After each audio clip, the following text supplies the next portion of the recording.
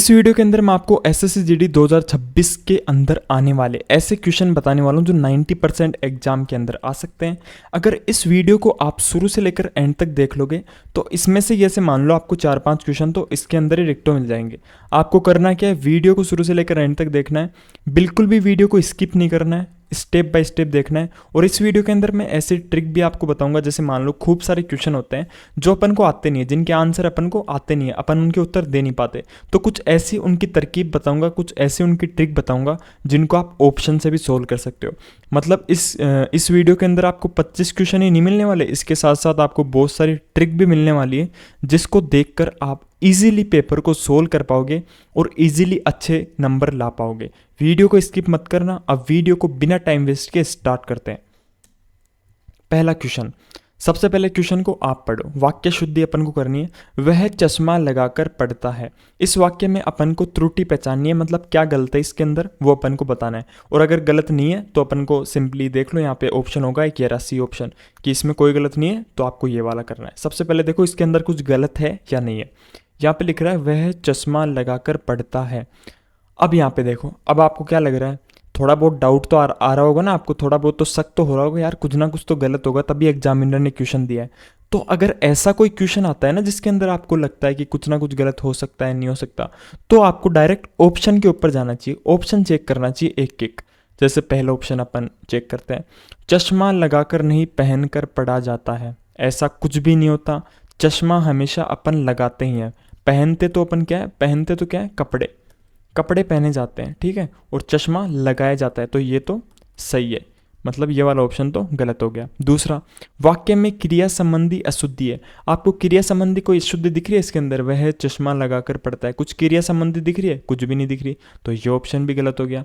अब यहाँ पे ये तो है, ये है कि शुद्ध है, तो इसको तो बाद में देखेंगे, पहले इसको देखते हैं। पढ़ता के स्थान पर पढ़ते होगा। वह चश्मा लगाकर पढ़ते हैं, ऐसा कुछ हो सकता है? पढ़ता कोई गलत थोड़ी है, पढ़ता भी तो अपनी जगह सही है, पढ़ते भी हो सकता है, ये सही है एकदम, लेकिन पढ़ता भी तो सही है ना, तो ये भी नहीं होगा। अब बचा कौन सा, सी ऑप्शन, तो अपना आंसर ऑटोमेटिकली सी ऑप्शन हो जाएगा। अगर आपको किसी भी क्वेश्चन में डाउट आता है, किसी भी क्वेश्चन में आपको शक होता है कि इसका आंसर ये नहीं ये वाला होगा, ये नहीं ये वाला होगा, तो आप डायरेक्ट सबसे पहले ऑप्शन के ऊपर जाया करो, फिर उस क्वेश्चन को आप ऑप्शन से सोल्व किया करो, ठीक है। नेक्स्ट क्वेश्चन के ऊपर चलते हैं। लिंग संबंधी शुद्धि अपन को करनी है। उसकी नाक कट गया, अपन को दिख रहा है उसकी नाक कट गया। अब ये तो एकदम इजी क्वेश्चन है, यहाँ पे क्या होगा, उसकी नाक कट, अब यहाँ पे लिख रहा है गया। नाक क्या होता है आपको पता है, नाक होता है स्त्रीलिंग, तो गई होगा ना, गया थोड़ी होगा। अगर पुल्लिंग होता, जैसे अगर पैर होता ना, नाक की जगह पैर होता, तो जरूर हो सकता था कि उसका पैर कट गया, तब भी उसकी नहीं आता, उसका पैर कट गया, ऐसा हो सकता था। लेकिन नाक तो स्त्रीलिंग है, तो क्या होगा, कट गई होगा, कट गई। अब यहाँ पे देखो कट गई कौन सा ऑप्शन है, ये रहा ऑप्शन बी, हो गया सही। चलिए नेक्स्ट क्वेश्चन के ऊपर। उन्होंने बोल उठे, क्या लिख रहा है, उन्होंने बोल उठे। उन्होंने बोल उठे, ऐसा कभी आपने सुना है किसी से कोई बोल रहा हो कि उन्होंने बोल उठे? ऐसा थोड़ी होता है भाई। या तो हो सकता है कि वे बोल उठे, ये सही हो सकता है, वे बोल उठे, ये सही है ना। अब बताओ ये वाला सही है या ये वाला सही है, कौन सा आपको सही लग रहा है, आप खुद ही बताओ। आपको ये वाला ही तो सही लग रहा है ना, वे बोल उठे, तो इसका आंसर क्या हो जाएगा, वे बोल उठे, ठीक है। अगले क्वेश्चन के ऊपर चलते हैं।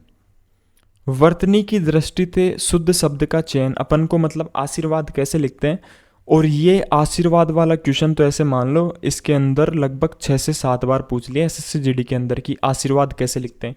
इसको तो आप एकदम रट के जाओ कि आशीर्वाद कैसे लिखते हैं, ठीक है। और आशीर्वाद के साथ साथ एक और शब्द वो पूछते हैं, मैं यहाँ पे लिख देता हूँ, अनुकूल। ये भी आप रट के जाना कि अनुकूल कैसे लिखते हैं, ये भी बहुत बार पूछा हुआ है। तो अभी तो आप ये बताओ कि यहाँ पे आशीर्वाद कैसे लिखते हैं, कैसे लिखा जाता है आशीर्वाद को। अपन ऑप्शन वाइज चेक कर सकते हैं, ऑप्शन को देख देख के करेंगे तो अपना जो क्वेश्चन है वो एकदम इजीली सोल्व हो जाएगा, क्योंकि मैंने आपको जैसे बताया कि खूब क्वेश्चन के अंदर क्या होता है, अपन को डाउट रहता है, तो अपन ऑप्शन से देखते हैं। पहला है आशीर्वाद।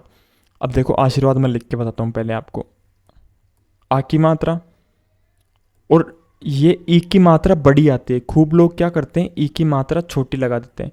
आशीर्वाद के अंदर ई की मात्रा बड़ी आती है, रट के जाना एकदम बता रहा हूँ, ये वाला क्वेश्चन तो आपको मिल सकता है।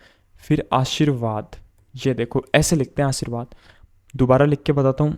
आ की मात्रा, ई की मात्रा बड़ी, आशीर्वाद।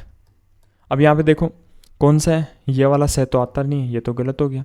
ये देखो ऑप्शन नंबर सी, इसके अंदर बड़ी मात्रा है, इन दोनों के अंदर छोटी मात्रा है, तो ये वैसे गलत हो गए। तो ये क्या हो गया, ऑप्शन सी। अनुकूल भी देख लेना, दोबारा आपको बता रहा हूँ मैं। अतिवृष्टि का सही विलोम शब्द क्या है? अपन को विलोम शब्द, विलोम शब्द आपको पता है किसको बोलते हैं? विलोम शब्द मतलब इसका उल्टा, उल्टा क्या होगा इसका? अतिवृष्टि, अति, इसको देखो आप, इसको छोड़ो एक बार। अति का तो आपको पता है ना, अति, अति का क्या होता है? अति, अति यानी क्या होता है? ज्यादा। अति यानी क्या होता है? ज्यादा। अति का उल्टा क्या होता है? अल्प, अल्प। यहाँ पे देखो अल्प किस में? न्यून भी सही है वैसे तो, लेकिन अल्प एकदम एक्यूरेट है इसका, ये अल्प एकदम सही है। तो यहाँ पे क्या हो जाएगा? अल्पवृष्टि। अब इसका मैं बता भी देता हूँ, अतिवृष्टि मतलब क्या होता है वो भी मैं आपको बता देता हूँ।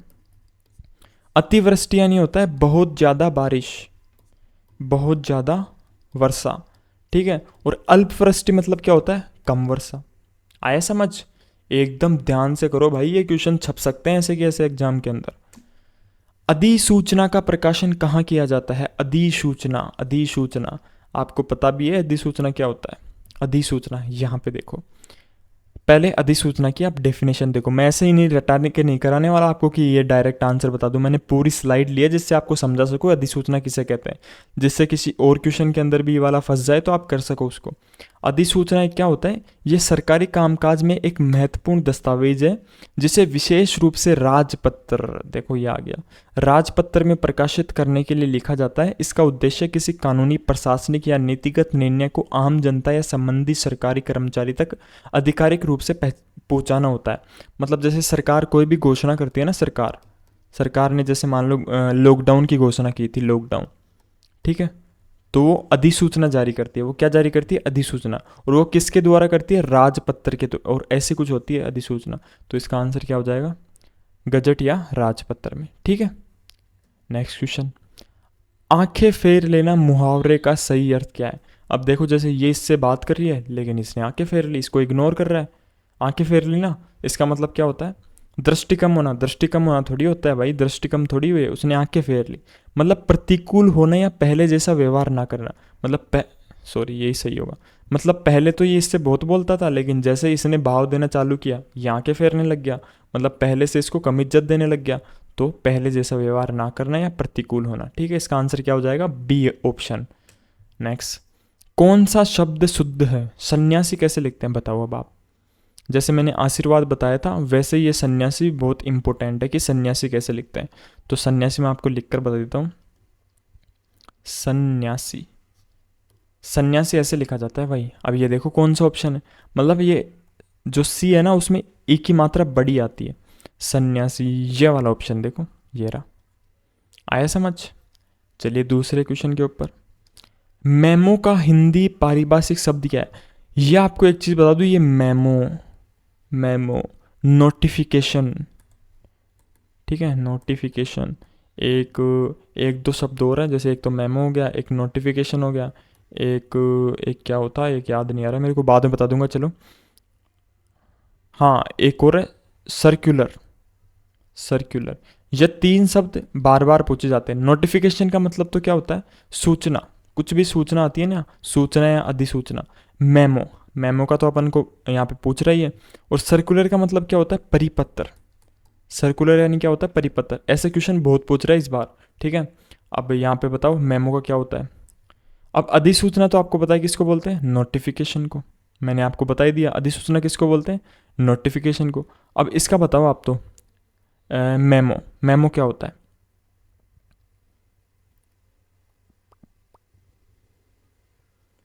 मेमो क्या होता है?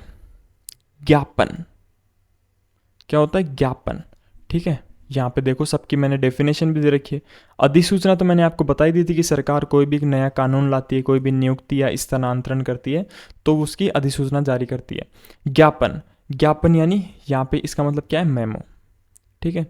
ये एक जानकारी का दस्तावेज और सुनिश्चित करने का एक महत्वपूर्ण साधन है कि सभी को नीति या परिवर्तन या महत्वपूर्ण घटनाओं के बारे में सूचित किया जाए। जैसे कोई भी महत्वपूर्ण कोई भी घटना होती है तो उसके बारे में सूचित करना ही मेमो या ज्ञापन होता है। ज्ञापन अखबार के अंदर भी दिखाया जाता है, खूब बार आप पढ़ते हो ना ज्ञापन, जैसे जैसे मान लो कोई कोई अपनी कास्ट चेंज करता है, एक वहाँ पे पेज आता है न्यूज़पेपर के अंदर, अखबार के अंदर, उसके अंदर कास्ट चेंज करते हैं तो उसका ज्ञापन दिया जाता है पहले, ठीक है, तो वो ये ज्ञापन। विज्ञप्ति, विज्ञप्ति का मतलब है सूचना, ठीक है। यह एक आधिकारिक लिखित दस्तावेज है जिसका उपयोग सरकारी या गैर सरकारी संस्थान अपने निर्णय, घोषणाओं या निर्देश को जनता को पहुंचाने के लिए किया जाता है। मतलब जैसे मान लो कोई भी सूचना होती है ना, जिसको जैसे मान लो कलेक्टर कोई ऑर्डर देता है कि कल की छुट्टी है, जैसे कलेक्टर ऑर्डर देते हैं ना अपने कि कल की छुट्टी है, तो वो क्या जारी करता है, विज्ञप्ति जारी करता है। प्रस्ताव, प्रस्ताव का मतलब है सुझाव, योजना या पेशकश। इसका उपयोग संदर्भ के अनुसार अलग अलग तरीकों से किया जा सकता है, मतलब कोई सुझाव देना, कोई योजना बनाना, कुछ पेशकश करना, यह प्रस्ताव होता है। तो इसका आंसर क्या हो जाएगा, ज्ञापन। गागर में सागर भरना का अर्थ क्या है? घड़े से पानी भरना? नहीं भाई, ऐसा तो कुछ लिख नहीं रहा। असंभव कार्य करना? नहीं। बहुत अधिक बोलना? नहीं।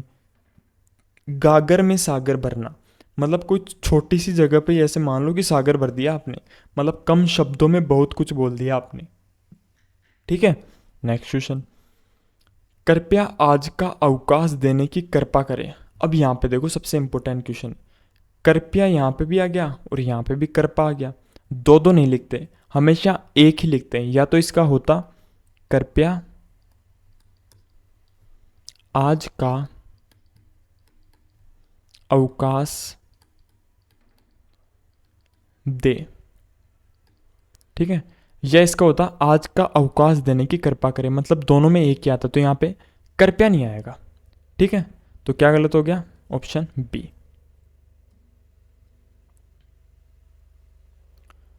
सॉरी सॉरी, इसके अंदर ये पूछ रहा है कि कौन सा सही है, तो सही तो ऑप्शन सी है, गलत तो ऑप्शन बी था। ऑप्शन सी, आज का अवकाश देने की कृपा करें। नेक्स्ट क्वेश्चन, पूर्व में भेजे गए पत्र का उत्तर न आने पर जो पत्र दोबारा भेजा जाता है उसे क्या कहते हैं? जैसे आपने कोई पत्र भेजा, उसका उत्तर नहीं आया आपके पास, तो आप दोबारा एक पत्र भेज रहे हो, तो उसको क्या बोलते हैं, ये पूछ रहे हैं यहाँ पे। तो बताओ क्या बोलते हैं, पढ़ाई होगा आपने इतना तो। पूर्व में भेजे गए पत्र का उत्तर न आने पर जो पत्र दोबारा भेजा जाता है उसको क्या बोलते हैं? उसको बोलते हैं अनुस्मारक।